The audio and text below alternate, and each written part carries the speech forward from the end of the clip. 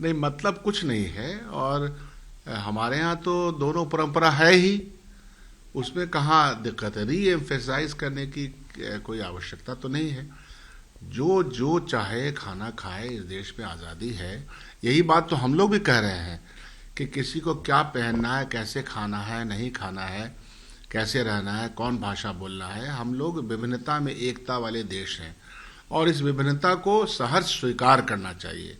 हमारा जो संविधान है इस विभिन्नता को मानता है और हम लोग एक दूसरे के प्रति सम्मानजनक तरीके से रहें, टॉलरेट करें। यही तो हमारी परंपरा है, इसमें कहीं कोई दिक्कत नहीं। लेकिन जिस नज़रिए से वो बोल रहे हैं, वो नज़रिया भारतीय जनता पार्टी के का वैचारिक चश्मा है। वो वैचारिक चश्मा एकता के सूत्र में बंधा हुए बात तो बोलता नहीं है। हम तो देखते हैं हमारी परंपरा में, जब हमारे हिंदू भाई ये बलि देते हैं तो वो झटका ही होता है। बलि की परंपरा हमारे यहाँ है। हमारे यहाँ हलाल की परंपरा है, मुस्लिम समाज जो है सो वो हलाल करता है। तो ये परंपराएं चलती आ रही हैं, इस पर कभी कोई सवाल उठे नहीं। भारतीय जनता पार्टी को बुनियादी सवाल पे ही अपने आप को लाना चाहिए वापस। रोजगारी, बेरोजगारी, भूखमरी, गरीबी, ये मुद्दा है। कल तो हमको मिले थे गिरिराज जी, बहुत प्यार से मिले, बहुत अच्छे से मिले। अब उसके जब बाद क्या हो गया, उनको चाहते हैं बने रहना आप लोगों के साथ। देवेश ठाकुर कहते हैं कि लॉर्ड महेश डिस्ट्रॉयर, उन्होंने लॉर्ड महेश को डिस्ट्रॉयर कहा। कैसे देखते हैं इस बयान को? देखिए, मैंने हमेशा ये बात रखी है कि मैं किसी भी प्रतिष्ठान और किसी भी जाति धर्म के जो विशेष अनुष्ठान हैं उनके ऊपर व्यक्तिगत तौर पर टिप्पणी नहीं करते। मैं इतना ज़रूर करता हूँ कि मैं तमाम धर्मों की और तमाम धर्मों में जो बड़े लोग हैं उनकी मैं इज्जत करता हूँ और हमेशा इज्जत करूँगा। 19 तारीख को मीटिंग है इंडिया अलायंस की, कैसे देखते हैं? 2024 तो सर पे है। भारतीय जनता पार्टी को ऐसा लग रहा है कि उसने बाजी मार ली है, लेकिन ऐसा है नहीं। अल्टीमेटली जो वोटर्स है उसकी संख्या तो कांग्रेस के पक्ष में बढ़ी है। हम 3 जगह हार गए हैं, लेकिन हारने के बावजूद हमारा वोट परसेंटेज में कम नहीं हुआ है। इन्हीं 3 राज्यों में हमारे बहुत सारे लोकसभा के सीट जीत के आएंगे। बिहार से बेहतरीन रिजल्ट होगा। तो इनके पास सीटें कहाँ से आ रही हैं? यही ये जो हमारा कह रहे हैं ना कि उत्तर भारत, साउथ में ये साफ हो चुके हैं।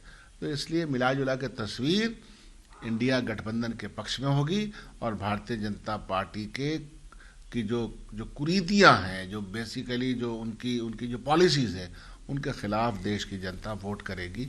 कल की बैठक के लिए हम शुभकामना देते हैं बहसीत सीएलपी लीडर के भी, कि वो बेहतरीन होगी और बहुत सारे मामला तो उसमें क्लिंच हो गए। जयराम रमेश ने कहा है कि प्रधानमंत्री भाग रहे हैं, जो ब्रीच हुआ सिक्योरिटी उस पर डिबेट से उसकी जवाब नहीं। बिल्कुल सही कह रहे हैं प्रधानमंत्री जी को। तो सही बात है कि बहुत ही कंसर्न शो करना चाहिए पहले ही दिन आकर के। इतनी बड़ी घटना घट गई है और इतनी बड़ी घटना में जिस तरह का चूक हुआ है, उस चूक पे बहस तो होनी ही चाहिए और बहस में उनको इनिशिएट करना चाहिए था। तो जयराम जी जो कह रहे हैं वो ठीक कह रहे हैं।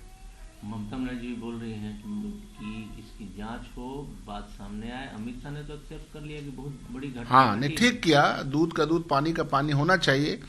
और मैं तो इसको यह देखता हूँ कि ये जो चूक हुई है इसके पीछे क्या है, इसके कौन लोग साजिश में शामिल हैं, किस तरह से इन लोगों ने आने दिया और किनके दस्तखत से वो आया है। भारतीय जनता पार्टी के मेंबर ऑफ पार्लियामेंट के दस्तखत से ऐसे लोग आ रहे हैं। तो ये तो विषय है, भाजपा को ये देखना चाहिए कैसे कैसे लोगों को पाल रखा है। आपको निशिकांत दुबे तो आप ही लोग को टारगेट करेंगे, आपको इसको राजनीतिकरण? नहीं, राजनीतिकरण का सवाल नहीं है।